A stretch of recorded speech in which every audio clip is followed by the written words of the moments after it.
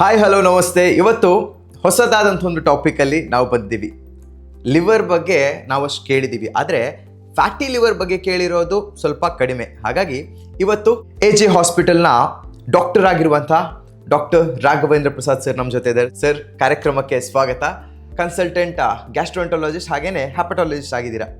Sir, ಇವತ್ತು ನಾವು topic liver ಬಗ್ಗೆ, ಅದರಲ್ಲೂ ಫ್ಯಾಟಿ ಲಿವರ್ ಬಗ್ಗೆ ಕೇಳುವಂಥದ್ದು. ಯಾಕಂದರೆ ಇವಾಗ ಸಾಮಾನ್ಯವಾಗಿ ಫ್ಯಾಟಿ ಲಿವರ್ ಪ್ರತಿಯೊಬ್ಬರಲ್ಲೂ ಇದೆ. ಬಟ್ ಫ್ಯಾಟಿ ಲಿವರ್ ಅಂದರೆ ಏನು ಸರ್? ಈಗ ಫ್ಯಾಟಿ ಲಿವರ್ ಅಂತ ಹೇಳಿದರೆ ಸಿಂಪಲ್ ಆಗಿ ಹೇಳೋದಿದ್ರೆ, ಲಿವರಲ್ಲಿ ಲೆಕ್ಕಕ್ಕಿಂತ ಜಾಸ್ತಿ ಕೊಬ್ಬು ಶೇಖರಣೆ ಆದರೆ ಅದನ್ನು ಫ್ಯಾಟಿ ಲಿವರ್ ಅಂತ ಹೇಳ್ತೇವೆ. ಅದಕ್ಕೊಂದು ವ್ಯಾಖ್ಯಾನ ಕೊಟ್ಟಿದ್ದಾರೆ. ಅಂದರೆ 5%ಗಿಂತ ಜಾಸ್ತಿ ಫ್ಯಾಟ್ ಲಿವರಲ್ಲಿ ಸ್ಟೋರ್ ಆದರೆ ಅದನ್ನು ಫ್ಯಾಟಿ ಲಿವರ್ ಅಂತ ಕರೀತಾರೆ, ಡೆಫಿನಿಷನ್ಗೋಸ್ಕರ. ಓಕೆ, ಬಟ್ ಲಿವರ್ ಏನಾದರೂ ಒಂದು ದಿವಸ ಲಿವರನ್ನು ನಾವು ಸ್ಟಾಪ್ ಮಾಡಿದ್ವಿ ವಿದೌಟ್ ಎನಿ ವರ್ಕ್, ಅದಕ್ಕೆ ಸ್ವಲ್ಪ ರೆಸ್ಟ್ ಇರಲಿ ಅಂತ. ಸೊ ಆವಾಗ ಏನಾದರೂ ಏನು ಪ್ರಾಬ್ಲಮ್ ಇದೆ? ಈಗ ಏನು ಅಂತ ಹೇಳಿದ್ರೆ, ನಮಗೆ ದೇವರು ಒಂದೇ ಲಿವರ್ ಕೊಟ್ಟಿರೋದು, ಗೊತ್ತಾಯ್ತಲ್ಲ. ಸೊ ಈಗ ಲಿವರ್ ಒಂದು ದಿವಸ ಸಡನ್ ಆಗಿ ಕೆಲಸ ನಿಲ್ಲಿಸ್ಬಿಡುತ್ತೆ ಅಂದ್ಕೊಳ್ಳಿ, ಆಯ್ತಾ. ಅದರದ್ದು ಏನೇನು ಕೆಲಸ ಮಾಡ್ತಾ ಇದೆ ಅದೆಲ್ಲ ನಿಂತು ಹೋಗ್ತದೆ. ಆವಾಗ ನಿಮಗೆ ಲಕ್ಷಣಗಳು ಏನೇನು ಬರ್ಬೋದು ಅಂತ ಹೇಳಿದ್ರೆ, ಒಂದು ಜಾಂಡಿಸ್ ಆಗ್ಬೋದು, ಹೊಟ್ಟೆಯಲ್ಲಿ ನೀರು ತುಂಬೋದು. ಹೊಟ್ಟೆಯಲ್ಲಿ ನೀರು ತುಂಬೋದು ಅಂದರೆ ನಾವು ಅಬ್ಡಮಿನಲ್ ಡಿಸ್ಟೆನ್ಷನ್ ಅಂತ ಹೇಳ್ತೇವೆ, ಹೊಟ್ಟೆ ದೊಡ್ಡದಾಗೋದು, ಕಾಲಲ್ಲಿ ಊತ ಬರ್ಬೋದು. ಹಾಗೇ ಅದರ ಕಾಂಪ್ಲಿಕೇಶನ್ಸ್ ಕೆಲವೊಮ್ಮೆ ರಕ್ತ ವಾಂತಿ ಆಗುವುದಿರ್ಬೋದು, ಕಪ್ಪು ಮೋಷನ್ ಆಗಿ ಹೋಗೋದು ಅಂತ ಇರ್ಬೋದು, ಅಥವಾ ಮೆದುಳಿನ ಅಸ್ಥಿರತೆ ಅಂತ ಹೇಳ್ತೇವೆ. ಪೇಷಂಟಿಗೆ ಕನ್ಫ್ಯೂಷನ್ ಆಗ್ತದೆ. ಅಂದರೆ ಕೆಲವೊಮ್ಮೆ ಡೇ ಟೈಮಲ್ಲಿ ಮಲಗ್ತಾ ಇರ್ತಾರೆ, ರಾತ್ರಿ ಎಚ್ಚರ ಆಗುವಂಥದ್ದು, ಮತ್ತು ಎಲ್ಲಿದ್ದೇನೆ ಗೊತ್ತಾಗೋದಿಲ್ಲ. ಈ ಟೈಮ್ ಪ್ಲೇಸ್ ಪರ್ಸನ್ ಅಂತ ಹೇಳ್ತೇವೆ. ಅಂತ ಹೇಳಿದ್ರೆ ಈ ಸಮಯಕ್ಕೆ ಮತ್ತು ಪರ್ಸನಿಗೆ ಹಾಗೇ ಓರಿಯೆಂಟೇಷನ್ ಹೋಗಿಬಿಡ್ಬೋದು, ಓರಿಯೆಂಟೇಷನ್. ಸೊ ಇದೆಲ್ಲ ಮೆದುಳಿನ ಅಸ್ಥಿರತೆ ಅಥವಾ ಹೆಪಾಟಿಕ್ ಎನ್ಕೆಫಲೋಪತಿ ಅಂತ ಹೇಳ್ತೇವೆ. ಕಡೆಗೆ ಬಹು ಅಂಗಾಂಗ ವೈಫಲ್ಯ ಆಗಿ ಪೇಷಂಟ್ ಡೆತ್ ಕೂಡ ಆಗ್ತದೆ. ಓಕೆ, ಹಾಗಾದರೆ ಲಿವರಲ್ಲಿ ಇಷ್ಟೆಲ್ಲ ವ್ಯವಸ್ಥೆ ಇದೆ. ಸೊ ಲಿವರ್ ಏನಾದರೂ ಸ್ಟಾಪ್ ಆದರೆ ಇದೆಲ್ಲ ಪ್ರಾಬ್ಲಮ್ ಆಗುವಂಥ ಸಾಧ್ಯತೆ ಇದೆ. ಖಂಡಿತ. ಯಾಕೆಂದರೆ ಲಿವರ್ ಒಂದು ನಮ್ಮ ಬಹು ಮುಖ್ಯವಾದ ಒಂದು ಅವಿಭಾಜ್ಯ ಅಂಗ ಅಂತ ಹೇಳ್ಬೋದು ನಮ್ಮ ಶರೀರದಲ್ಲಿ. It is a work force. Okay, but sir, ಇವಾಗ ಫ್ಯಾಟಿ ಲಿವರ್, ಹೆಲ್ದಿ ಲಿವರಲ್ಲಿ ಫ್ಯಾಟಿ ಲಿವರ್ ಆಗೋದು ಸಹಜ. ಬಟ್ ಸಡನ್ ಆಗಿ ಅದರದ್ದು ಸೈಡ್ ಇಫೆಕ್ಟ್ ಏನಾದರೂ ನಮ್ಗೆ ಗೊತ್ತಾಗುತ್ತಾ ಫ್ಯಾಟಿ ಲಿವರ್ ಆದಾಗ? ಜನರಲಿ ನೀವು ತಗೊಂಡ್ರೆ ಫ್ಯಾಟಿ ಲಿವರ್ ಯಾವುದೇ ರೀತಿಯ ರೋಗ ಲಕ್ಷಣಗಳನ್ನು ಉಂಟು ಮಾಡೋದಿಲ್ಲ. ಈಗ ಮೆಜಾರಿಟಿ ಆಫ್ ದ ಟೈಮ್ಸ್ ಇದು ಯಾವಾಗ ನಿಮಗೆ ಕಂಡು ಬರ್ತದೆ ಅಂತ ಹೇಳಿದ್ರೆ, ಈಗ ಹೆಲ್ತ್ ಚೆಕಪ್ ಮಾಡಿಸಿದ್ರೆ, ನೀವು ಹೆಲ್ತ್ ಚೆಕಪ್ ಮಾಡಿದಾಗ ಅಲ್ಟ್ರಾಸೌಂಡ್ ಮಾಡಿರ್ತೀರ, ಅದರಲ್ಲಿ ಫ್ಯಾಟಿ ಲಿವರ್ ಅಂತ ಕಂಡು ಬರ್ತದೆ. ಅಥವಾ ಲಿವರ್ ಫಂಕ್ಷನ್ ಟೆಸ್ಟ್ ಅಂತ ಬರ್ತದೆ ಹೆಲ್ತ್ ಚೆಕಪ್, ನಿಮ್ಮ ಪ್ಯಾರಾಮೀಟರ್ಸ್ ಅಲ್ಲಿ ಲಿವರ್ ಫಂಕ್ಷನ್ ಟೆಸ್ಟ್ LFT ಅಂತ ಹೇಳ್ತೇವೆ. ಅದರಲ್ಲಿ ಮಾಡಿದಾಗ ಅದರಲ್ಲಿ ಕಾಂಪೊನೆಂಟ್ ಇರ್ತದೆ AST ALT ಅಂತ, ಅದು ಹೈ ಆಗುವಂಥದ್ದು ಬರ್ತದೆ. ಅಥವಾ ಬೇರೆ ಯಾವುದೋ ರೀಸನಿಗೆ ನೀವು ಇನ್ವೆಸ್ಟಿಗೇಷನ್ಸ್ ಮಾಡಿದಾಗೂ ಕೂಡ ಈ ಫ್ಯಾಟಿ ಲಿವರ್ ಕಂಡು ಬರ್ಬೋದು. ಪರ್ಸೆ ಅದು ಯಾವುದೇ ರೀತಿಯ ರೋಗ ಲಕ್ಷಣ ಮಾಡೋದಿಲ್ಲ, ಅದೊಂಥರ ಸೈಲೆಂಟ್ ಆಗಿರ್ತದೆ. ಹಾಗಾಗಿ ನಿಮಗೆ ಅದರದ್ದು ಏನು ವಿಚಾರವೇ ಗೊತ್ತಾಗಲ್ಲ. ಅದೊಂಥರ ಸೈಲೆಂಟ್ ಕಿಲ್ಲರ್ ಇದ್ದಾಗೆ. ಬಟ್ ಸರ್, ಇವಾಗ ನಾನು ಏನಾದ್ರು ಹೆಲ್ತ್ ಚೆಕಪ್ ಮಾಡಿದರೆ ನಂಗೆ ಫ್ಯಾಟಿ ಲಿವರ್ ಇದೆ ಅಂತ ಗೊತ್ತಾಗುತ್ತೆ. ನಾನು ಹೆಲ್ತ್ ಚೆಕಪ್ ಮಾಡೋದೇ ಇಲ್ಲ, ಆವಾಗ ನಂಗೆ ಗೊತ್ತಾಗೋದಿಲ್ಲ. ಬಟ್ ಸೈಡ್ ಇಫೆಕ್ಟ್ ಏನಾದರೂ ಆಗುತ್ತಾ? ಖಂಡಿತವಾಗಿಯೂ. ಅಂತೇಳಿದರೆ ಹಾಗೆ ಅಂತ ನೀವು ಹೆಲ್ತ್ ಚೆಕಪ್ ಮಾಡಲೇಬೇಕು ಅಂತ ನಾನು ಹೇಳ್ತಾ ಇಲ್ಲ. ಏನು ಅಂತೇಳಿದರೆ, ಸಪೋಸ್ ಕೆಲವೊಂದು ಕಾಯಿಲೆಗಳನ್ನು ನೀವು ಚೆಕಪ್ ಮಾಡೋದ್ರಿಂದ ಕಂಡು ಹಿಡಿಬೋದು. ಈಗ ಫಾರ್ ಎಕ್ಸಾಂಪಲ್ ಫ್ಯಾಟಿ ಲಿವರಲ್ಲಿ 80% ಫ್ಯಾಟಿ ಲಿವರ್ ಅದು ಪ್ರೋಗ್ರೆಷನ್ ಆಗೋದಿಲ್ಲ. ವೆರಸ್ 20% ಸ್ವಲ್ಪ ವರ್ಷಗಳು ಹೋದಾಗೆ ಅದು ಅದರ ಕಾಯಿಲೆಯ ಇದು ಉಲ್ಬಣಗೊಂಡು ಅದು ಮಿತಿ ಮೀರ್ತದೆ. ಅಂದ್ರೆ ಪ್ರೋಗ್ರೆಷನ್ ಅಂತ ಹೇಳ್ತೇವೆ. ಅಂದ್ರೆ ನ್ಯಾಚುರಲ್ ಹಿಸ್ಟ್ರಿ ಅಂತ ಹೇಳ್ತೇವೆ. ಒಂದು ಕಾಯಿಲೆ ಯಾವ ರೀತಿ ಮುಂದುವರೆದು ಯಾವ ರೀತಿಯ ಪ್ರಾಬ್ಲಮ್ಗಳನ್ನು ಒಬ್ಬ ಮನುಷ್ಯನಿಗೆ ಕೊಡ್ಬೋದು ಅಂತ ಹೇಳುತ್ತದೆ.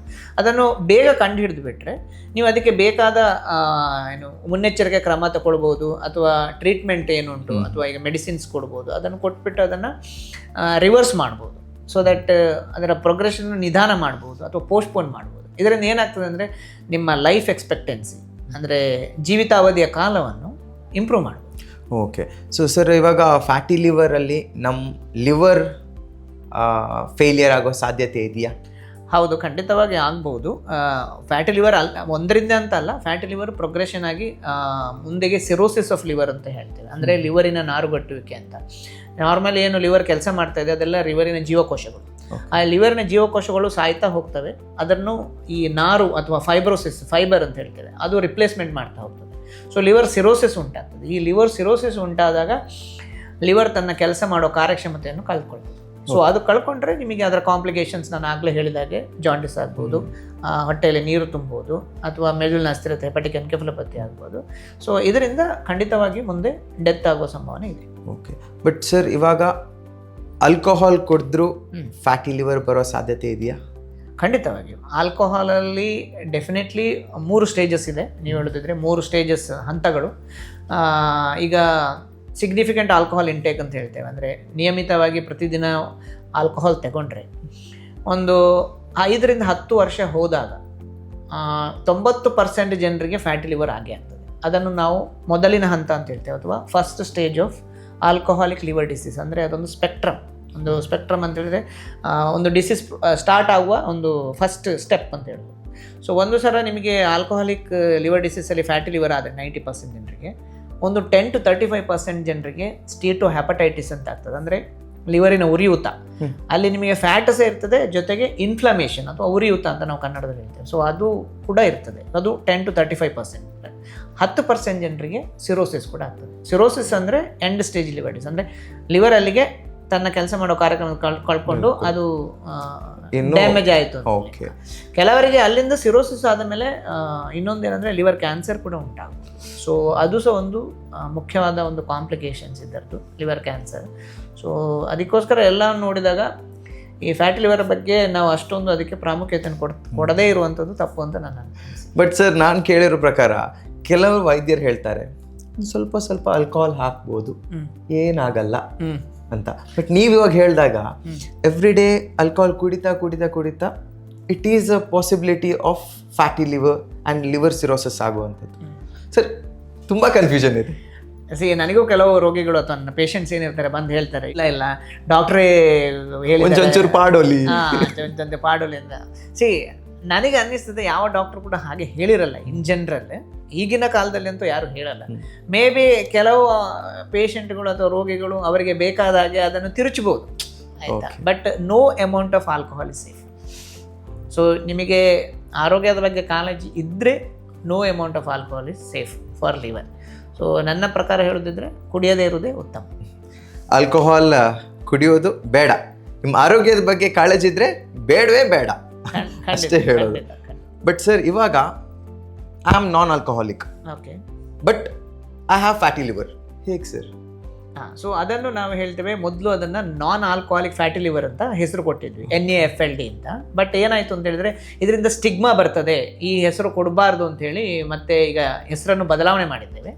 ಅದೇನು ಅಂತ ಹೇಳಿದ್ರೆ metabolic dysfunction associated steatotic liver disease ಅಂತ, MASLD ಅಂತ ಹೇಳ್ತೇವೆ, ಆಯಿತಾ. MASLD ಅಂದರೆ ಸೇಮ್, ಮೊದಲು NAFLD ಏನಿತ್ತು ಅಂದರೆ ಫ್ಯಾಟಿ ಲಿವರ್ ಏನಿತ್ತು ಅದನ್ನೇ ಈಗ MASLD ಅಂತ ಹೇಳ್ತೇವೆ. ಅಂದರೆ ನಮ್ಮ ಮೆಟಬಾಲಿಕ್ ಡಿಸ್ಫಂಕ್ಷನ್ ಅಂತ ಹೇಳಿದರೆ, ಈಗ ನಿಮಗೆ ಒಂದು ಅಲ್ಟ್ರಾಸೌಂಡ್ ಮಾಡಿದಾಗ ಫ್ಯಾಟಿ ಲಿವರ್ ಬಂತು, ಆದರೆ ಆಲ್ಕೋಹಾಲ್ ಕುಡಿದಿಲ್ಲ ಅವರು. So there is no alcohol. But ಅವರಿಗೆ ಈ ರಿಸ್ಕ್ ಫ್ಯಾಕ್ಟರ್ಗಳಿರ್ತದೆ. ರಿಸ್ಕ್ ಫ್ಯಾಕ್ಟರ್ಗಳಲ್ಲಿ ಒಂದು ಸ್ಥೂಲಕಾಯತೆ, ಒಬೆಸಿಟಿ ಅಂತ ಹೇಳ್ತೇವೆ, ಅಥವಾ ಅವರಿಗೆ ಬ್ಲಡ್ ಪ್ರೆಷರ್ ಇರ್ಬೋದು, ಹೈಪರ್ ಟೆನ್ಷನ್ ಅಂತ ಹೇಳ್ತೇವೆ, ಅಥವಾ ಡಯಾಬಿಟಿಸ್ ಮಿಲಿಟಸ್ ಅಂದರೆ ಶುಗರ್ ಇರ್ಬೋದು, ಅಥವಾ ಪ್ರೀ ಡಯಾಬಿಟಿಕ್ ಸ್ಟೇಜಸ್ ಇರ್ಬೋದು. ಇನ್ನೊಂದು ಈ ಸೊಂಟದ ಸುತ್ತಳತೆ ಅಂತ ಹೇಳ್ತೇವೆ, ವೇಸ್ಟ್ ಸರ್ಕಂಫರೆನ್ಸ್ ಅಂತ, ಅದು ಜಾಸ್ತಿ ಇರ್ಬೋದು, ಅದಕ್ಕೊಂದು ಲಿಮಿಟ್ಸ್ ಅಂತಿದೆ, ಅದಕ್ಕಿಂತ ಜಾಸ್ತಿ ಇರ್ಬೋದು. ಅಥವಾ ಡಿಸ್ಲಿಪಿಡಿಮಿಯಾ ಅಥವಾ ಕೊಲೆಸ್ಟ್ರಾಲಲ್ಲಿ ಅಂಶಗಳಲ್ಲಿ ವೇರಿಯೇಷನ್ಸ್, ಟ್ರೈಗ್ಲಿಸರೈಡ್ ಜಾಸ್ತಿ ಇರೋದು, ಹೈ ಡೆನ್ಸಿಟಿ HDL ಅಂತ ಹೇಳ್ತಾರೆ, ಹೈ ಡೆನ್ಸಿಟಿ ಲಿಪೋಪ್ರೋಟೀನ್, ಅದು ಕಮ್ಮಿ ಇರುವಂಥದ್ದು. ಸೊ ಇದರಲ್ಲಿ ಯಾವುದಾದ್ರೂ ಒಂದು ಫ್ಯಾಕ್ಟರ್ ಫ್ಯಾಟಿ ಲಿವರ್ ಜೊತೆಗೆ ಇದ್ದರೆ ಅದನ್ನು ನಾವೀಗ MASLD ಅಂತ ಲೇಬಲ್ ಮಾಡ್ತೇವೆ. ಅಂದರೆ fatty liver not related to alcohol. ಅಂದರೆ ನಿಮ್ಮ ಮೆಟಬಾಲಿಕ್ ಡಿಸ್ಫಂಕ್ಷನ್ ಅಂತ ಹೇಳ್ತೇವೆ, ಅಂದರೆ ಬಾಡಿಯಲ್ಲಿ ಇರುವಂತಹ ಒಂದು ಏನು ಈ ಚಯಾಪಚಯ ಕ್ರಿಯೆಗಳು ಅಥವಾ ಈ ಟೋಟಲ್ ಮೆಟಬಾಲಿಸಮ್ ಅಂತ ಹೇಳಿದರೆ ಒಂದು ಚಯಾಪಚಯ ಕ್ರಿಯೆ, ಆಹಾರ ಒಳಗೆ ಹೋಯಿತು, ಡೈಜೆಷನ್ ಆಯಿತು, ರಕ್ತಗತ ಆಯಿತು, ಸ್ಟೋರ್ ಆಯಿತು. ಸೊ ಇದರಲ್ಲಿ ಬರುವ ಸಂಕೀರ್ಣ ಒಂದು ಮೆಕ್ಯಾನಿಸಮಲ್ಲಿ ಪ್ರಾಬ್ಲಮ್ ಇರುವುದರಿಂದ ಬರುವಂಥದ್ದು ಅಂತ. ಸೊ ಅದೊಂದು ಅಪ್ರೋಪ್ರಿಯೇಟ್ ಟರ್ಮ್ ಆಗಿದೆ. ಇಲ್ಲಾಂದರೆ non alcoholic fatty liver disease ಅಂತ ಹೇಳಿದರೆ ಅದು ಮನುಷ್ಯನಿಗೆ ಒಂದು ಸ್ಟಿಗ್ಮಾ ಕೊಡ್ತದೆ. ಸೊ ಅದಕ್ಕೋಸ್ಕರ ಅದರ ಹೆಸರನ್ನು ಚೇಂಜ್ ಮಾಡಿದ್ದಾರೆ. ಸೊ ಆಲ್ಕೋಹಾಲ್ ಇಲ್ಲದೆ ಕೂಡ ಫ್ಯಾಟಿ ಲಿವರ್ ಬರ್ತದೆ. ಸೊ ಇದಲ್ಲದೆ ಇನ್ನು ಬೇರೆ ಕೆಲವು ಮೆಡಿಸಿನ್ಗಳಿಂದ ಕೂಡ ಬರ್ತದೆ, ಇಲ್ಲ ಅಂತಿಲ್ಲ. ಕೆಲವು ಮೆಡಿಸಿನ್ಗಳಿಂದ ಕೂಡ ಫ್ಯಾಟಿ ಲಿವರ್ ಬರ್ಬೋದು. ಹಾಗೆ ಕೆಲವು ಈಗ ಕಂಜಿನೆಟಲ್ ಡಿಸೀಸ್, ಅನುವಂಶೀಯವಾಗಿ ಬರುವಂಥ ಕಾಯಿಲೆಗಳಲ್ಲಿ ಕೂಡ ಮಕ್ಕಳಲ್ಲಿ ಕೆಲವೊಮ್ಮೆ ಫ್ಯಾಟಿ ಲಿವರ್ ಬರುವಂಥ ಚಾನ್ಸಸ್ ಕೂಡ ಇರ್ತದೆ. ಸೊ ಈಗ ಮಕ್ಕಳಲ್ಲಿ ಬರುವಂಥದ್ದು ಇದೆಯಾ ಸರ್ ಫ್ಯಾಟಿ ಲಿವರ್? ಹೌದು, ಡೆಫಿನೆಟ್ಲಿ ಇದೆ. ಕಾಮನೆಸ್ಟ್ ರೀಸನ್ ಈಗಿನ ಜನ್ರೇಷನಲ್ಲಿ ಇರುವಂಥದ್ದು ಒಬೆಸಿಟಿ ಅಥವಾ ಸ್ಥೂಲಕಾಯ ರಿಲೇಟೆಡ್ ಅಂತ ಹೇಳಿದರೆ, ಅದು ಹೆರಿಡಿಟಿ ವೈಸಲ್ಲಿ ಬರುತ್ತೆ. ಹೆರಿಡಿಟ್ರಿ ವೈಸ್ ಬರುವಂತಹ ಪ್ರಮಾಣ ಕಡಿಮೆ. ಈಗ ನೀವು 100 ಜನ ತಗೊಂಡ್ರೆ ಮೆಜಾರಿಟಿಯಲ್ಲಿ ಬರುವಂಥದ್ದು because of the eating habits ಒಂದು, ಮತ್ತೊಂದು ಲ್ಯಾಕ್ ಆಫ್ ಫಿಸಿಕಲ್ ಆ್ಯಕ್ಟಿವಿಟಿ ಅಂತ ಹೇಳ್ಬೋದು. ಈಟಿಂಗ್ ಹ್ಯಾಬಿಟ್ಸ್ ಅಂತ ಹೇಳಿದರೆ ಈಗ ನಿಮಗೆ ಎಲ್ಲಿ ಹೋದರೂ ಈಗ processed food correct, easily available, ಯಾವುದೇ ರೀತಿಯ ನೀವು ಪ್ಲಾಸ್ಟಿಕ್ಕನ್ನು ತೆಗೆದು ಏನು ತಿಂತೀರಾ. So this is called as, simple ಆಗಿ ಹೇಳೋದಿದ್ರೆ ಪ್ರೊಸೆಸ್ಡ್ ಫುಡ್, ಸಂಸ್ಕರಿಸಿದ ಆಹಾರ. ಸಂಸ್ಕರಿಸಿದ ಆಹಾರದಿಂದ ಅದು ಹೆಚ್ಚು ಹೆಚ್ಚು ತಿನ್ನೋದು ಒಂದು. ಸೆಕೆಂಡ್, ನಿಮಗೆ ಈ ಶುಗರಿ ಡ್ರಿಂಕ್ಸ್ ಇದೆ, ಸಾಫ್ಟ್ ಡ್ರಿಂಕ್ಸ್, ಹೌದು ಸಾಫ್ಟ್ ಡ್ರಿಂಕ್ಸ್ ಇರ್ಬೋದು, ಎಲ್ಲದರಲ್ಲೂ ಈಗ ಶುಗರ್ ಇರ್ತದೆ, which is readily available. So ಇದರಿಂದ ನಿಮಗೆ ಫ್ಯಾಟಿ ಲಿವರ್ ಆಗೋ ಚಾನ್ಸಸ್ ಜಾಸ್ತಿ ಆಗ್ತದೆ. ಮೂರನೇದು, ಫಿಸಿಕಲ್ ಆ್ಯಕ್ಟಿವಿಟಿ ಇಲ್ಲ, ಅಂದರೆ ದೈಹಿಕವಾದ ವ್ಯಾಯಾಮ. ಈಗ ನಾವು ಯೋಗ ಆಗಿರ್ಬೋದು, ಹೌದು, ಈಗ ನಮ್ಮ ಮೊದಲಿನ ಜನ್ರೇಷನ್ ನೋಡಿದರೆ ಅವರು ಈಗ ಹೆಚ್ಚಿನವರು ಏನಂತ ಹೇಳಿದರೆ ನಿಮ್ಮ ಹೊಲದಲ್ಲಿ ಅಥವಾ ಗದ್ದೆಯಲ್ಲಿ ಕೆಲಸ ಮಾಡ್ತಾ ಇದ್ರು. ಅವರಿಗೆ ಒಂದು ಪ್ರತಿದಿನ ಒಂದಿಷ್ಟು ಟೈಮ್ ಅಂತ ಇರ್ತದೆ. You can say it as a manual labour ಥರ, ಅಂದರೆ ಒಂದು ಫುಲ್ ದೈಹಿಕವಾದ ಪರಿಶ್ರಮ ಪಡ್ತಾ ಇತ್ತು. ಸೊ ಅದರಿಂದಾಗಿ ಅವರಿಗೆ ಕ್ಯಾಲೋರೀಸ್ ಬರ್ನ್ ಆಗ್ತಾ ಇತ್ತು.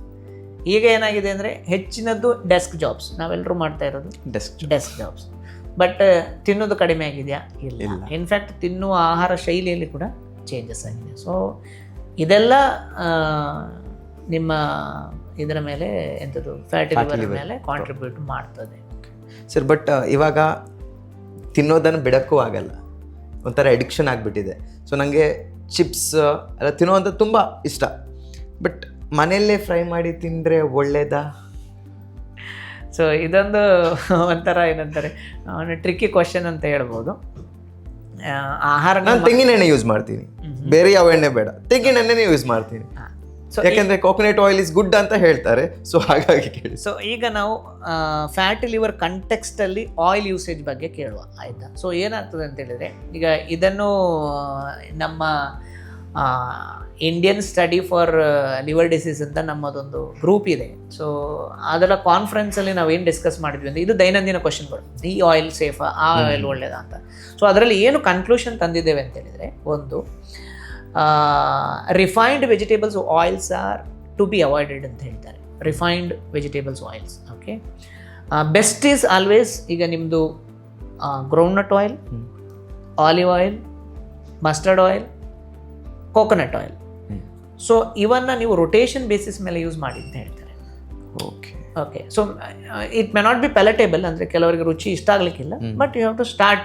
ಆರೋಗ್ಯ ಬೇಕಾದರೆ ರಿಫೈನ್ಡ್ ಆಯಿಲ್ಸ್ ಅನ್ನು ಆದಷ್ಟು ಅವಾಯ್ಡ್ ಮಾಡಿ ಅಂತ. So these are good for fatty liver ಅಂತ. ಸೊ ಆದಷ್ಟು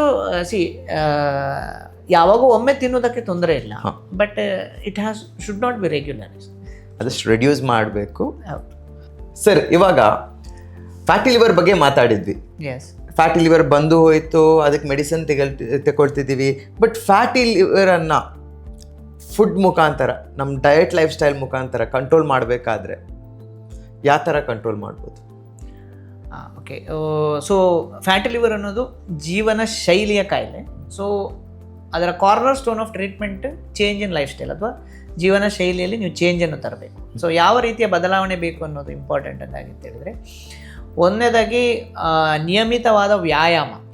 ಸೊ ನಿಯಮಿತ ವ್ಯಾಯಾಮ ಅಂದರೆ 30 ಮಿನಿಟ್ಸ್ ಒಂದು ನೀವು ಬ್ರಿಸ್ಕ್ ವಾಕ್ ಮಾಡ್ಬೋದು, ಅಥವಾ ಸೈಕ್ಲಿಂಗ್ ಹ್ಯಾಬಿಟ್ ಏನಾದರೂ ಇದ್ದರೆ ಸೈಕ್ಲಿಂಗ್ ಮಾಡ್ಬೋದು, ಅಥವಾ swimming is a good exercise. So these 3 are recommended, actually recommended for fatty liver. ಒಂದನೇದಾಗಿ ಫಿಸಿಕಲ್ ಆ್ಯಕ್ಟಿವಿಟಿಯನ್ನು ತಗೊಂಡ್ರೆ. ಸೆಕೆಂಡ್ ಒನ್ ಅಂತ ಹೇಳಿದರೆ ಡಯಟ್ ಅಂತ ಬಂದಾಗ ಆದಷ್ಟು ಸಂಸ್ಕರಿಸಿದ ಆಹಾರ, ಅಥವಾ ಇದು ರಿಫೈನ್ಡ್ ಫುಡ್ ಅಂತ ಏನಿರ್ತದೆ, ಸಂಸ್ಕರಿಸಿದ ಆಹಾರವನ್ನು ಅವಾಯ್ಡ್ ಮಾಡಿದರೆ ಒಳ್ಳೆಯದು. Vegetables is always good, vegetables. Third is calorie restriction ಅಂತ ಹೇಳಿದ್ರೆ, ನಿಮಗೆ ಆಲ್ರೆಡಿ ಫ್ಯಾಟಿ ಲಿವರ್ ಇದೆ, ನಿಮಗೆ ವೆಯ್ಟ್ ರಿಡಕ್ಷನ್ ಮಾಡಬೇಕು. ಸೊ ಈ ವೆಯ್ಟ್ ರಿಡಕ್ಷನ್ ಮಾಡಿದರೆ ನಿಮಗೆ ಫ್ಯಾಟಿ ಲಿವರ್ ರಿವರ್ಸ್ ಆಗ್ತದೆ. ಸೊ ವೆಯ್ಟ್ ರಿಡಕ್ಷನ್ ಎಷ್ಟು ಮಾಡಬೇಕು ಅಂತ ಅಂದರೆ 7 to 10%. ಈಗ ನೀವು ಒಂದು 70 kg ಇದ್ದೀರಾ ಅಂದ್ಕೊಳ್ಳಿ. ಸೊ ನಿಮಗೊಂದು 7 kg ವೆಯ್ಟ್ ರಿಡಕ್ಷನ್ ಮಾಡಿದರೆ ಫ್ಯಾಟಿ ಲಿವರ್ ರಿವರ್ಸ್ ಆಗ್ತದೆ. So this is the main advantage of weight loss. But weight loss ಹೇಗೆ ಮಾಡೋದು? ವೆಯ್ಟ್ ಲಾಸ್ ಮಾಡಬೇಕಂದ್ರೆ ಒಂದು ಡಯಟ್ ಬರಲೇಬೇಕು. ಸೊ ಡಯಟನ್ನು ಹೇಗೆ ಮಾಡಬೇಕು ಅಂದರೆ, ನಿಮಗೆ ಕ್ಯಾಲೋರಿ ಡೆಫಿಸಿಟಿಗೆ ಹೋಗಬೇಕಾಗ್ತದೆ, ಅಂದರೆ calorie restriction. So every day when you eat, one is either you eat less ಅಂತ ಹೇಳ್ತೇವೆ, that is a portion control. So whenever you take food, ನಿಮಗೆ ಮೋಸ್ಟ್ ಆಫ್ ದ ಟೈಮ್ಸ್ ಲೆಕ್ಕಕ್ಕಿಂತ ಜಾಸ್ತಿ ನಾವು ತಿಂತಾ ಇರ್ತೀವಿ, ಆಯಿತಾ? ಸೊ ರುಚಿಯಾಗಿದೆ ಅಂತ ಜಾಸ್ತಿ ತಿನ್ನುವಂಥದ್ದು. So that is the most common thing. So ಅದರಲ್ಲಿ ನಿಮಗೆ ಕಾನ್ಷಿಯಸ್ ಡಿಸಿಷನ್ ತೊಗೊಳ್ಬೇಕು. ನೀವಿಲ್ಲಿ ಕಾನ್ಷಿಯಸ್ ಡಿಸಿಷನ್ ತಗೊಂಡು ನಿಮ್ಮ ಪೋರ್ಷನನ್ನು ಕಂಟ್ರೋಲ್ ಮಾಡಬೇಕು, ಒಂದನೇದಾಗಿ. ಎರಡನೇದಾಗಿ the type of food. So vegetables ಜಾಸ್ತಿ ಇರಬೇಕು, ಪ್ರೋಟೀನ್ ಜಾಸ್ತಿ ಇರಬೇಕು, ಕಾರ್ಬೋಹೈಡ್ರೇಟ್ ಲಿಮಿಟಲ್ಲಿ ಇರಬೇಕು ಅಂತ ಹೇಳ್ತೀವಿ. ಸೊ ಈ ಥರ ಪೋರ್ಷನ್ ಕಂಟ್ರೋಲ್ ಮಾಡಿ, ಎಕ್ಸಸೈಸ್ ಮಾಡಿ, ಕ್ಯಾಲೋರಿ ರೆಸ್ಟ್ರಿಕ್ಟ್ ಮಾಡಿ, ವೆಯ್ಟ್ ರಿಡಕ್ಷನ್ ಮಾಡಿದರೆ ಫ್ಯಾಟಿ ಲಿವರ್ ರಿವರ್ಸ್ ಮಾಡ್ಬೋದು. ಮತ್ತು ಅನಾವಶ್ಯಕ ಸ್ವೀಟ್ ತಿನ್ನುವುದನ್ನು, ಶುಗರಿ ಡ್ರಿಂಕ್ ಕನ್ಸ್ಯೂಮ್ ಮಾಡೋದನ್ನು ಬಿಡ್ಬೋದು. So these are the main things. ಮತ್ತು ಆಲ್ಕೋಹಾಲ್ ಅವಾಯ್ಡ್ ಮಾಡಬೇಕು, which you already told. Sir, ನಮ್ಮ ಸೌತ್ ಇಂಡಿಯನ್ ಮೀಲ್ ನಮ್ಮ ಪ್ಲೇಟಲ್ಲಿ, ಆ ಪ್ಲ್ಯಾಟರ್ಸಲ್ಲಿ ಕಲರ್ಫುಲ್ ನೋಡೋಕ್ಕೆ ತುಂಬಾ ಚೆನ್ನಾಗಿರುತ್ತೆ. ಸೌತ್ ಇಂಡಿಯನ್ ಮೀಲ್ ಒಳ್ಳೇದಾ ಸರ್? ಸೌತ್ ಇಂಡಿಯನ್ ಅಥವಾ ನಾರ್ತ್ ಇಂಡಿಯನ್ ಮೀಲ್ಸ್ ಅಂತ ಅಂದರೆ ತುಂಬ ಡಿಫ್ರೆನ್ಸ್ ಅಂತ ಏನು ಬರಲ್ಲ ಆ್ಯಕ್ಚುಲಿ. ಸೊ ರಫ್ಲಿ ನೀವೀಗ ಟೋಟಲ್ 24 hours ಈಗ ನೀವೊಂದು ತಗೊಂಡ್ರೆ, ಒಂದು ಸೌತ್ ಇಂಡಿಯನ್ ಡಯಟ್ ಅಂತ ತಗೊಂಡ್ರೆ ರಾದರ್ ಮೀಲ್. ಸೊ ಈಗ ನೀವು ದಿನಕ್ಕೆ ಕೆಲವರಿಗೆ ಹ್ಯಾಬಿಟ್ ಇದೆ, ದಿನಕ್ಕೆ 3 ಸರ್ತಿ ಟೀ ಕುಡಿಯೋದು ಅಥವಾ 3 ಸರ್ತಿ ಕಾಫಿ ಕುಡಿಯೋದು ಅಂತ. ಸೊ 1 ಕಪ್ ಕಾಫಿಯಲ್ಲಿ ಅಥವಾ ಟೀಯಲ್ಲಿ ನೀವು 2 ಚಮಚ ಸಕ್ಕರೆ ಹಾಕ್ತೀರಾ. So that will come around say 10 grams of sugar ಅಂದ್ಕೊಳ್ಳಿ, ಆಯಿತಾ. 5 to 10 grams ಇರ್ತದೆ ಶುಗರ್ ಅಂತ. ಸೊ 3 ಸರ್ತಿ ಕುಡಿದ್ರೆ it will come around 15 to 30 grams ಅಥವಾ 20 to 30 grams ಆಫ್ ಶುಗರ್ ಬರ್ತದೆ. ದಿಸ್ ಎ ನೇರ ಸಕ್ಕರೆ, ನೇರ ಕಾರ್ಬೋಹೈಡ್ರೇಟ್. ಇನ್ನೊಂದು, ಈಗ ನಿಮ್ಮದೊಂದು ಮೀಲ್ಸಲ್ಲಿ ಟೋಟಲ್ ಆಗಿ ತಗೊಂಡ್ರೆ ಸಕ್ಕರೆ ಅಂಶ ಒಂದು 170 to 220 grams ಇರ್ತದೆ.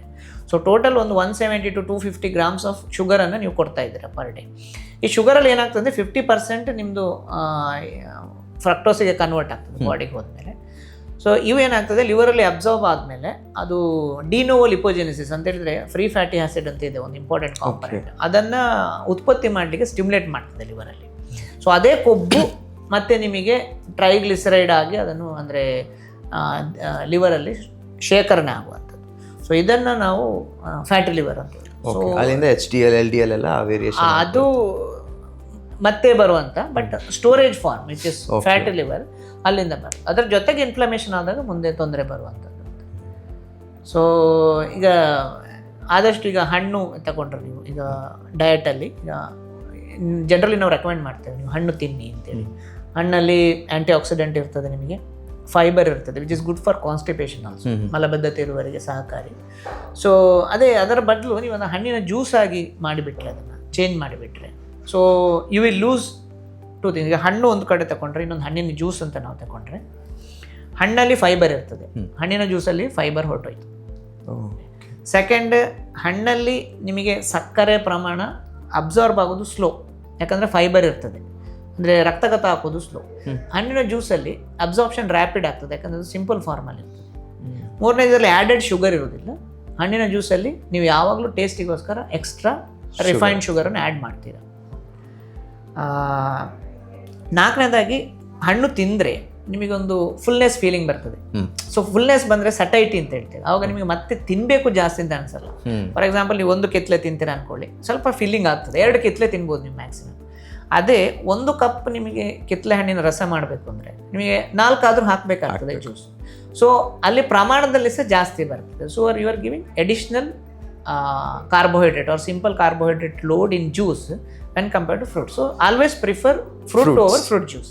Okay, rather than fruit juice, fruit is very important. Yes. ಈಗ ನೀವು ಲಾಸ್ಟ್ ಇಯರ್ ಇದು ವರ್ಲ್ಡ್ ಲಿವರ್ ಡೇ 2025 ಅಲ್ಲಿ ಪ್ರತಿ ವರ್ಷ ನಾವು ಮಾಡ್ತೇವೆ ವರ್ಲ್ಡ್ ಲಿವರ್ ಡೇ ಅಂತ.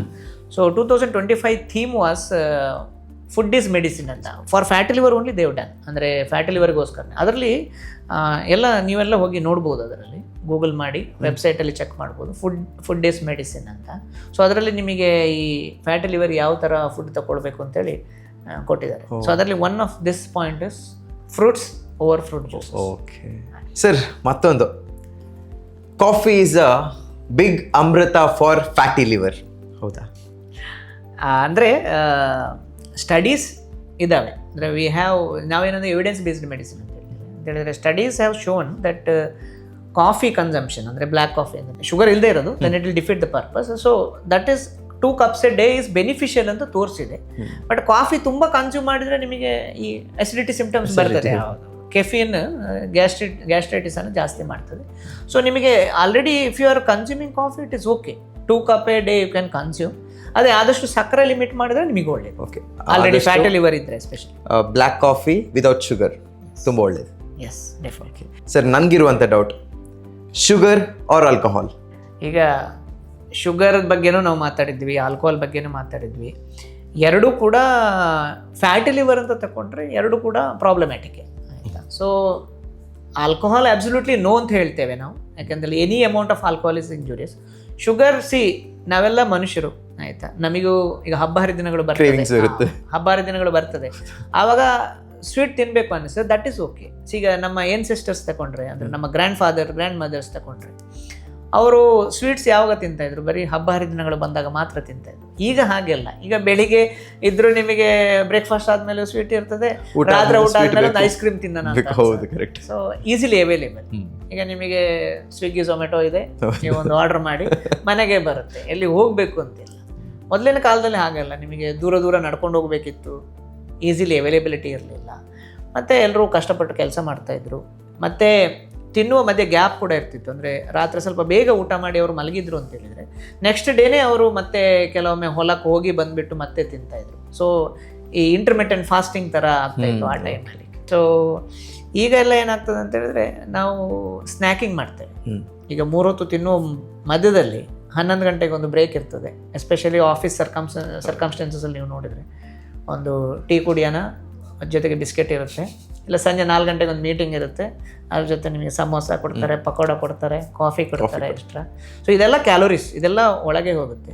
So liver is the main organ which has to take care all this extra ಕ್ಯಾಲೋರೀಸ್ನ. ಸೊ ಅದಕ್ಕೆ ನೀವು ಬರ್ಡನ್ ಮಾಡ್ತಾ ಇದ್ದೀರಿ. ಸರ್ ಮತ್ತೊಂದು, ಇವಾಗ ನನ್ನ ರೀಸೆಂಟಾಗಿ ನನ್ನ ಫ್ರೆಂಡ್ ಒಬ್ಬ ಫ್ಯಾಟಿ ಲಿವರ್ ಪ್ರಾಬ್ಲಮ್ ಅಂತ. So he was in Dubai and ಮಂಗಳೂರಲ್ಲಿ ಇದ್ದಾಗ ಅವನ lifestyle he was very good. ಅಂದರೆ ಗುಡ್ ಲೈಫ್ ಸ್ಟೈಲ್, ವರ್ಕಿಂಗ್ ಎಲ್ಲ ಮಾಡ್ತಿದ್ದ. ಬಟ್ ದುಬೈ ಹೋದ್ಮೇಲೆ he gained more, overweight ಆದ. ಸೊ ಅವ್ರ ಕಂಪನಿಯಲ್ಲಿ ಹೆಲ್ತ್ ಚೆಕಪ್ ಮಾಡಿದಾಗ it was like fatty liver ಇದೆ ಅಂತ. Okay.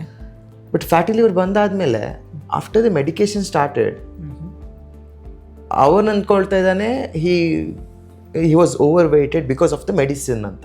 Is it true sir? ಇಲ್ಲ, ಫ್ಯಾಟಿ ಲಿವರ್ ಕೆಲವು ಮೆಡಿಸಿನ್ಗಳಿಂದ ಬರ್ಬೋದು, ಬಟ್ ಅದು ಎಂತ ಹೇಳಿದ್ರೆ ಯಾವುದೇ ಮೆಡಿಸಿನ್ ನಾವು ಇಂಡಿಕೇಶನ್ ಇಲ್ಲದೆ ಕೊಡೋದಿಲ್ಲ ಆಯ್ತಾ.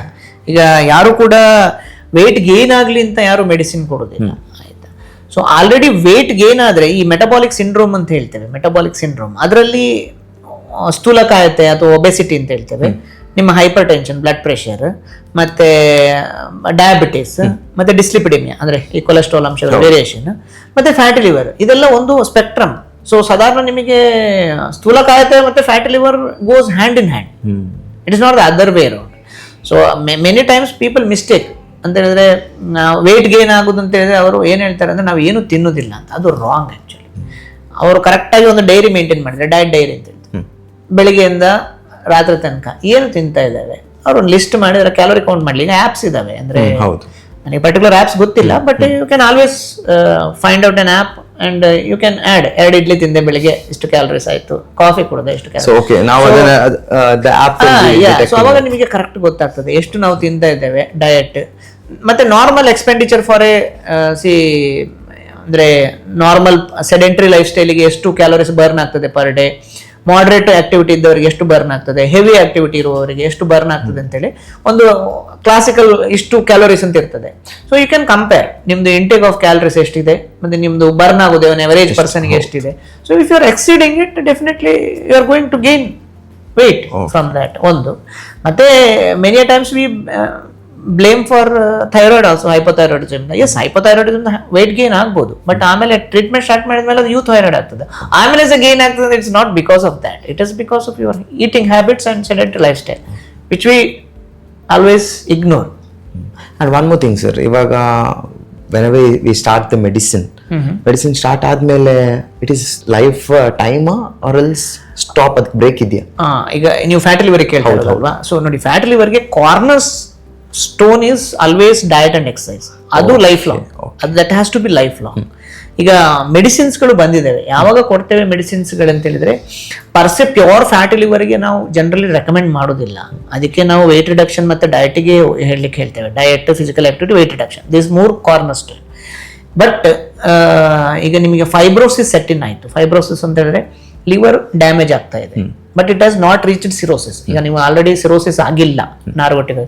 ಸೊ ಈ ಫೈಬ್ರೋಸಿಸ್ ಆ ಸ್ಟೇಜಸ್ ಏನಿದೆ F2 F3 ಅಂತ ಹೇಳ್ತೇವೆ. ಸೊ ಇಲ್ಲಿ ನಾವು ಟಾರ್ಗೆಟ್ ಮಾಡ್ಬೋದು. ಮೆಡಿಸಿನ್ಗಳಿದಾವೆ. ಈಗ ಸ್ಯಾರೋಗ್ಲುಟಾಜಾರ್ ಅಂತ ಇತ್ತು ಮೆಡಿಸಿನ್, ನಮ್ಮಲ್ಲಿ ಉಂಟಿದೆ ಅವೈಲೇಬಲ್. ಸೆಮಾಗ್ಲುಟೈಡ್, ಈಗ ಸಬ್ಕ್ಯೂಟೇನಿಯಸ್ ಇಂಜೆಕ್ಷನ್ ಸೆಮಾಗ್ಲುಟೈಡ್ ಅಂತ ಬಂದಿದೆ. ಈಗ ಇನ್ನೊಂದು ಟೆರ್ಜಾಪಟೈಡ್ ಅಂತ ಬಂದಿದೆ, ಇಂಡಿಯಾದಲ್ಲಿ ಅವೈಲೇಬಲ್ ಇದೆ, ಅದರದ್ದು ಸಹ ಟ್ರಯಲ್ ನಡೀತಾ ಇದೆ. ಬಟ್ ಇದೆರಡು ಯಾವುದು, ನಿಮ್ಮ ಸೆಮಾಗ್ಲುಟೈಡ್ ಒಂದು ಆಲ್ರೆಡಿ ಅಪ್ರೂವ್ ಆಗಿದೆ, which is available in India. ಇನ್ನೊಂದು ರೆಸ್ಮಿಟಿರಾಮ್ ಅಂತ ಅಪ್ರೂವ್ ಆಗಿದೆ FDA ಇಂದ, ಬಟ್ ಅದು ಅವೈಲೇಬಲ್ ಇಲ್ಲ as of now India. So ಇವನ್ನ ಆ ಪೇಷಂಟ್ಸ್ಗೆ ಕೊಟ್ಟಾಗ, ಈಗ ಮೆಡಿಸಿನ್, ಈಗ ನಮ್ದು ನಾನು ಹೇಳಿದ್ನಲ್ಲ ಸೆಮಾಗ್ಲುಟೈಡ್ ಮತ್ತೆ ಇದು ಕೊಟ್ಟಾಗ ಈ ಫೈಬ್ರೋಸಿಸ್ ರಿವರ್ಸ್ ಆಗಲಿಕ್ಕೆ ಸ್ಟಾರ್ಟ್ ಆಗ್ತದೆ. Majority of the reason is wait reduction ಮಾಡ್ತಾರೆ ಒಂದು. ಸೆಕೆಂಡ್, ಲಿವರ್ ಅಲ್ಲಿ ಲಿಪೋಜೆನೆಸಿಸ್ ಅಥವಾ ನಾನು ಆಗ್ಲೇ ಹೇಳಿದೆ ಲಿವರ್ ಡಿನೋವೋ ಲಿಪೋಜೆನೆಸಿಸ್ ಅದನ್ನು ಕಮ್ಮಿ ಮಾಡ್ತದೆ ಅಂತ ಹೇಳಿ. ಸೊ ಇದೆರಡು ಮೇನ್ ಮೆಕ್ಯಾನಿಸಮ್ ಇದೆ. ಒಂದ್ಸಲ ವೇಟ್ ರಿಡಕ್ಷನ್ ಆಯಿತು, ಫ್ಯಾಟಿ ಲಿವರ್ ರಿವರ್ಸ್ ಆಯಿತು, and if you want to stop medication you can stop. But only one thing is ನಿಮ್ಮ diet, lifestyle, exercise are lifelong. Those are the discipline. So discipline is permanent. Okay. So discipline ಇಲ್ಲದಿದ್ರೆ there is definitely recur ಆಗ್ತದೆ ಎಲ್ಲ. So ಇದು ಈ ತರ healthy discipline ಇಲ್ದಿದ್ರೆ fatty liver ಅಂತ ಅಲ್ಲ, ಎಲ್ಲ ಬರಕ್ ಸಾಧ್ಯ ಇದೆ ಖಂಡಿತವಾಗಿ. ಈಗ ಅಂತ ಹೇಳಿದ್ರೆ ಆ ಮೆಟಬಾಲಿಕ್ ಸಿಂಡ್ರೋಮ್ ನಿಮಗೆ ರಿಸ್ಕ್ ಫ್ಯಾಕ್ಟರ್ ಫಾರ್ ಫರ್ದರ್, ನಿಮಗೆ ಹಾರ್ಟ್ ಅಟ್ಯಾಕಿಗೆ ರಿಸ್ಕ್ ಫ್ಯಾಕ್ಟರ್, ಸ್ಟ್ರೋಕ್ ಆಗ್ಲಿಕ್ಕೆ ಸಹ ಕೂಡ ರಿಸ್ಕ್ ಫ್ಯಾಕ್ಟರ್. ಇನ್ನೂ ವೇಟ್ ರಿಡಕ್ಷನ್ಗೆ ಇನ್ನೂ ಇರೋದು ಬ್ಯಾರಿಯಾಟ್ರಿಕ್ ಸರ್ಜರಿ ಅಂತ ಹೇಳಿದ್ರೆ ನಿಮಗೆ ಒಬೆಸಿಟಿಗೆ ಆಪರೇಷನ್ಗಳು ಕೂಡ ಅವೈಲೇಬಲ್ ಇದೆ, ಆಯ್ತಾ.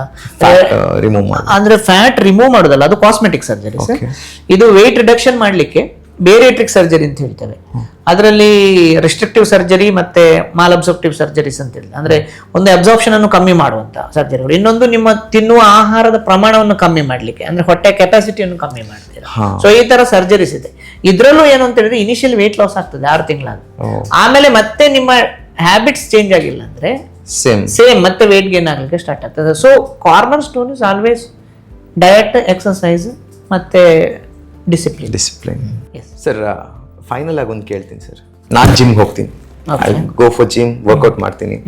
ಸೊ ಇಂಟೇಕ್ ಆಫ್ ಪ್ರೋಟೀನ್ಸ್ ಜಾಸ್ತಿ ಇರುತ್ತೆ, ಎಗ್ಸ್ ಆಗಿರ್ಬೋದು, ಫೈಬರ್ಸ್ ಜಾಸ್ತಿ ಇರುತ್ತೆ. ಸೊ ನಾನು ಕೇಳಿರೋ ಪ್ರಕಾರ this a detox juice which detoxify the liver ಅಂತ. Is it true sir? ಇದು ಒಳ್ಳೆ ಪ್ರಶ್ನೆ, ಯಾಕಂದ್ರೆ ಇದ್ರ ಬಗ್ಗೆ ಈಗ ರೀಲ್ಸ್ ಎಲ್ಲ ತೆಗೆದ್ರೆ ಎಲ್ಲರೂ ಒಂದೊಂದು ತೋರಿಸ್ತಾ ಇರ್ತಾರೆ ಡಿಟಾಕ್ಸ್ ಜ್ಯೂಸಸ್ ಅಂತ ಹೇಳಿದ್ರೆ. ಆಕ್ಚುಲಿ ನೀವು ನೋಡಿದ್ರೆ liver itself is a detox organ. ಅಂದ್ರೆ ಎಷ್ಟೋ ನೀವು ಔಷಧಿಗಳು ತಗೊಳ್ತೀರಲ್ಲ, ಬೇರೆ ಬೇರೆ ಕಾರಣಕ್ಕಿರ್ಬೋದು, ಶೀತಕ್ಕಿರ್ಬೋದು, ಜ್ವರಕ್ಕಿರ್ಬೋದು, ಅದೆಲ್ಲ ಡಿಟಾಕ್ಸಿಫೈ ಆಗೋದು ನಮ್ಮ ಲಿವರಲ್ಲಿ, ಮೆಜಾರಿಟಿ ಆಫ್ ದೆಮ್, ಆಯ್ತಾ. ಕೆಲವು ಕಿಡ್ನಿಯಲ್ಲಿ ಕೂಡ ಆಗ್ತದೆ. ಮತ್ತೆ ಇನ್ನೊಂದು ಕೆಲವು ಹಾರ್ಮೋನ್ಸ್ ನಮ್ಮ ಉತ್ಪತ್ತಿ ಆಗೋದು, ಅದು ಕೂಡ ಡಿಟಾಕ್ಸ್ ಆಗೋದು ಲಿವರಲ್ಲಿ. So liver itself is a detox organ.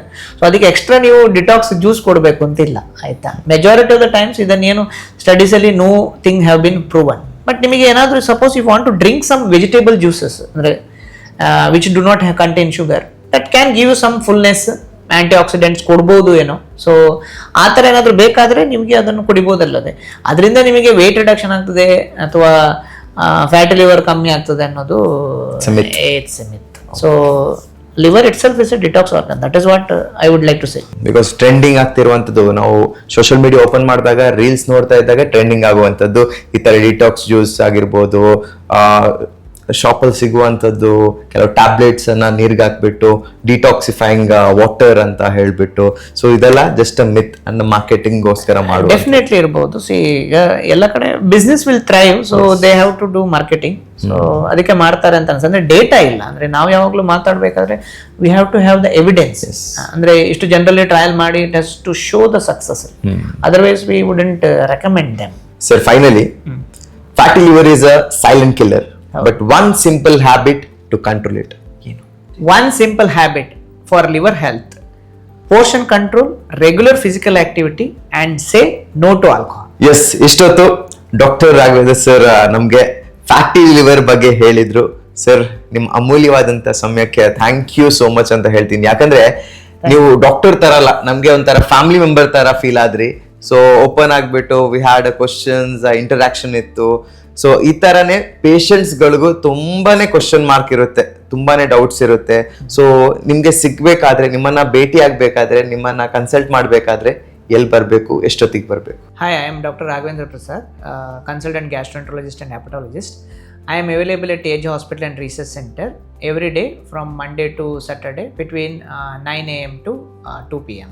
S, ನೋಡಿದ್ರಲ್ಲ ವೀಕ್ಷಕರೇ, ನಿಮ್ಮ ಆರೋಗ್ಯ ನಿಮ್ಮ ಕೈಯಲ್ಲಿ. ಯಾಕಂದರೆ ಪ್ರತಿಯೊಬ್ಬ ಆರೋಗ್ಯವಂತ ವ್ಯಕ್ತಿಗೆ ಈ ಥರ ವೈದ್ಯರು ನಮ್ಮ ಮನೆಯವ್ರ ಥರ ಇದ್ದರೆ ಅದಕ್ಕಿಂತ ಖುಷಿ ಬೇರೆ ಏನಿಲ್ಲ.